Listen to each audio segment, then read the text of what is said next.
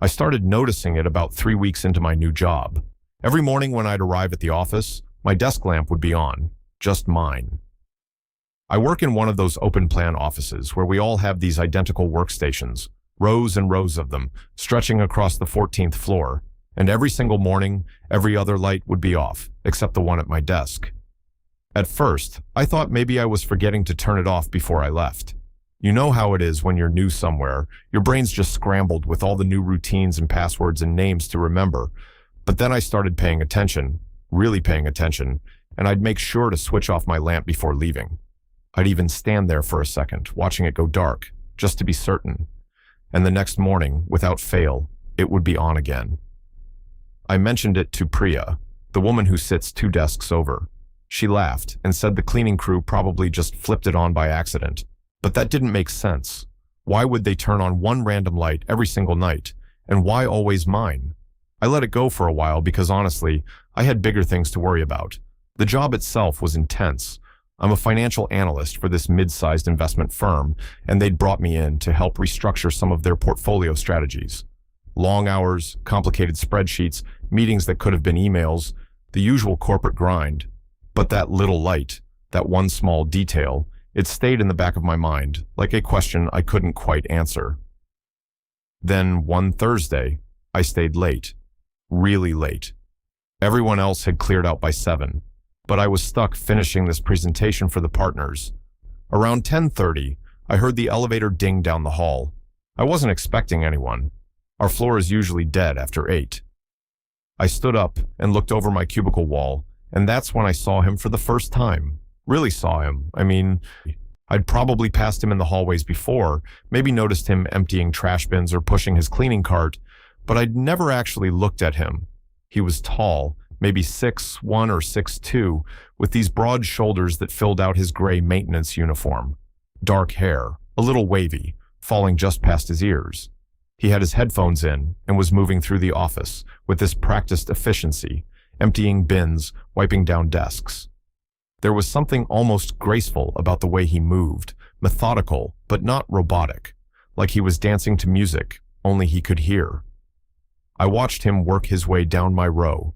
He'd stop at each desk, do his thing, and move on. When he got to mine, I saw him pause. He looked at my desk, then glanced around like he was checking if anyone was watching. He didn't see me standing there in the dim light by the windows. Then he did something I didn't expect. He reached over and switched on my desk lamp. Just mine. He stood there for a second, looking at it, and I swear I saw the smallest smile cross his face before he moved on to the next desk. My heart did this weird little flip. I sat back down, trying to process what I'd just seen. It wasn't an accident. He was doing it on purpose. But why? I tried to focus on my presentation, but my brain kept circling back to that moment, to that small smile, to the deliberate way he'd switched on my light. I stayed until almost midnight, but I didn't see him again before I left. I made sure to turn off my lamp, and the whole elevator ride down, the whole drive home, I couldn't stop thinking about it. The next morning, my light was on. Of course it was. I sat down at my desk and just stared at it for a minute. There was something about knowing it was intentional, knowing he was thinking about me in some way, even if it was just this tiny gesture. It made my chest feel tight and warm at the same time. I'm 32 years old. I've dated guys before, had a couple of relationships that didn't work out, spent the last year or so just focusing on my career and not really thinking about romance. But this felt different. This felt like something out of a movie, except it was real and happening to me, and I had no idea what it meant. I started staying late more often. I told myself it was because of work, because I was still proving myself at this new job. But that wasn't entirely true. I wanted to see him again. I wanted to understand why he was doing this. Tuesday of the following week, I was there until 9. I heard the elevator, heard the soft squeak of his cartwheels, and this time, I didn't hide. I stayed at my desk, pretending to work, watching him from the corner of my eye as he made his way toward me. When he got close, I looked up like I'd just noticed him.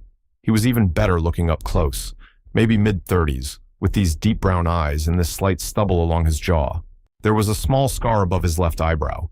He pulled out one earbud when he saw me looking. "Sorry," he said. His voice was deeper than I expected, a little rough around the edges. Didn't mean to disturb you. No, you're fine, I said. My voice came out steadier than I felt. I'm just finishing up some work. He nodded and started emptying my trash bin. I should have gone back to my computer, should have let him do his job, but instead I heard myself say, "Can I ask you something?" He looked up, surprised. Sure. Do you always turn on my desk lamp? The question hung in the air between us. I watched his face, watched the way his eyes widened just slightly, the way color rose in his cheeks. You noticed that, he said. It wasn't a question. Kind of hard not to when mine's the only one that's ever on. He set down the trash bin and straightened up. For a second, I thought he might just walk away, but instead he met my eyes. I started doing it after your second week here. You were staying late, working on something, and you looked so stressed. I could see it in the way you were sitting, all hunched over, rubbing your temples. When I came through to clean, you'd already left, but your desk was covered in papers and coffee cups, and it just looked like you'd had a really hard day, so I turned on your light. I don't know why, exactly. I guess I just thought it might be nice, coming in the next morning to find it on, like someone was thinking about you, like you weren't alone. I didn't know what to say. Nobody had ever done something like that for me before. It was such a small thing, but the thoughtfulness behind it, the fact that he'd noticed me, noticed that I was struggling, it hit me somewhere deep in my chest. That's really kind, I managed to say. He shrugged, looking almost embarrassed. It's just a light. No, I said, it's not just a light. We stood there for a moment, and I could feel something shifting between us, something unspoken, but tangible. Then he gave me this soft smile, put his earbud back in, and continued down the row. I sat there for a long time after he left, not working, just thinking. About kindness and loneliness, and how sometimes the smallest gestures can crack open something inside you that you didn't even know was closed. His name was Caspian. I learned that the next time I saw him, 3 days later, when I orchestrated another late night at the office. This time, when he came through, I had 2 cups of coffee waiting. I'd gone down to the all-night cafe on the corner and gotten them both black because I didn't know how he took his coffee, and I figured black was a safe bet. When he approached my desk, I held one out to him. Thought you might want some, I said. I'm Marcus, by the way. He looked at the coffee, then at me, and something in his expression softened. Caspian, he said, taking the cup. Thanks. You didn't have to do this. You turn on my light every night, I said. Least I can do is buy you a coffee. He smiled at that, a real smile that reached his eyes, and sat down on the edge of the desk across from mine. We talked for maybe 20 minutes.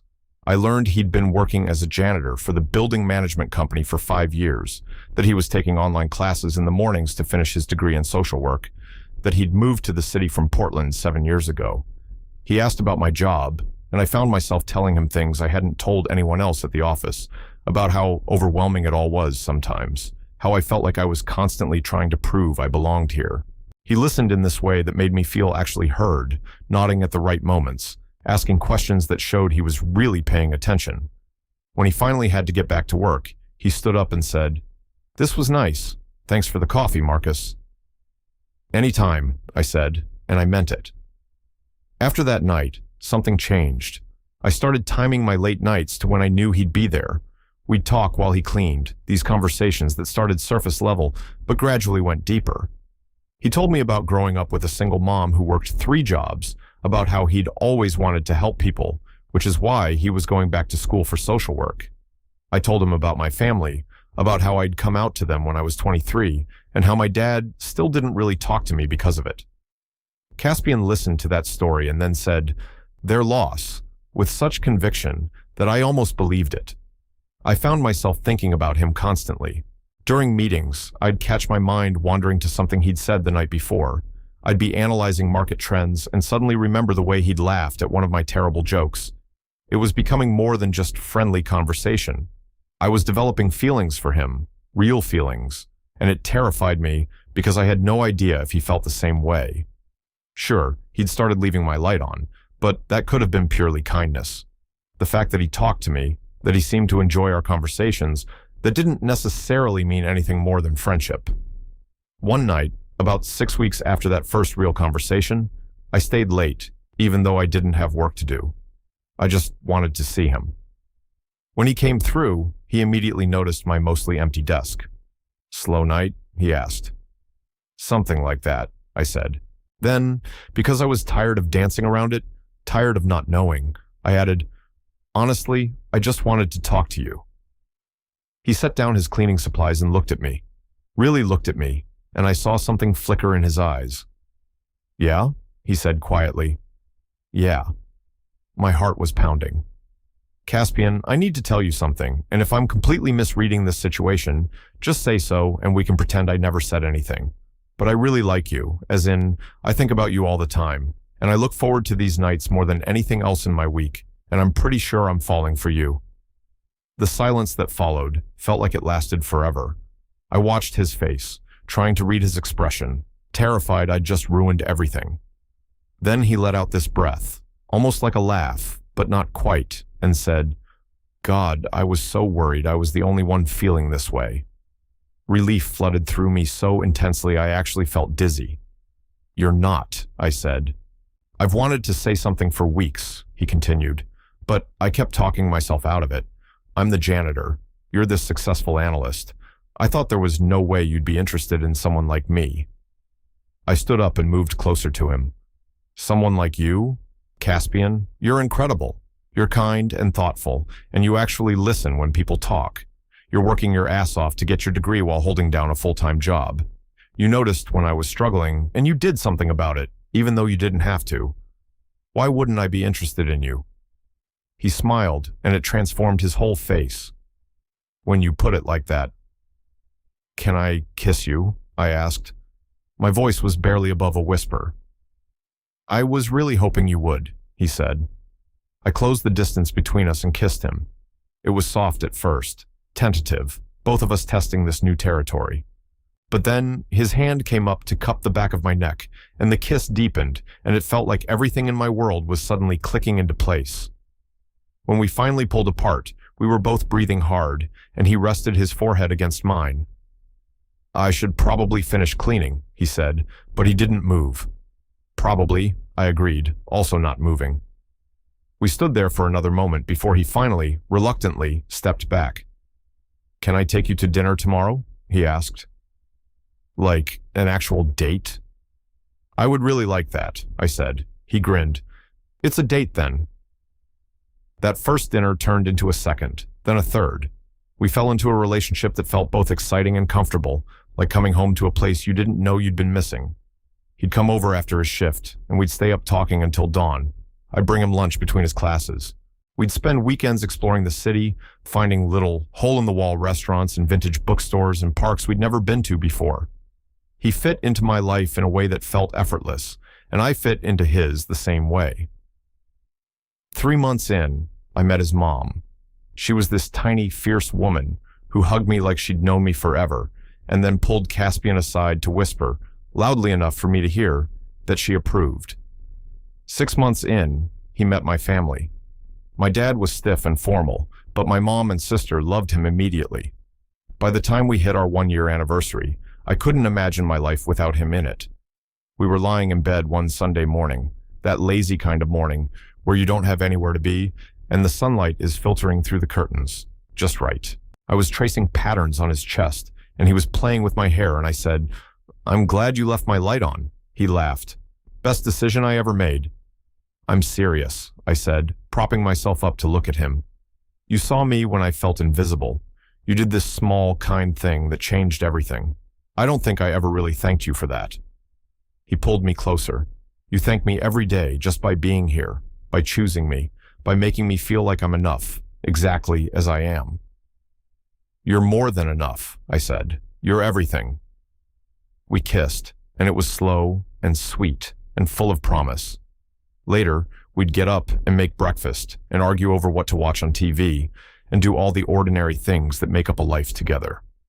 But in that moment, wrapped up in each other, I thought about how love sometimes announces itself in the quietest ways, how it can start with something as simple as a light left on in an empty office, how the smallest acts of noticing, of caring, of choosing to do something kind for a stranger can ripple out into something profound and life-changing.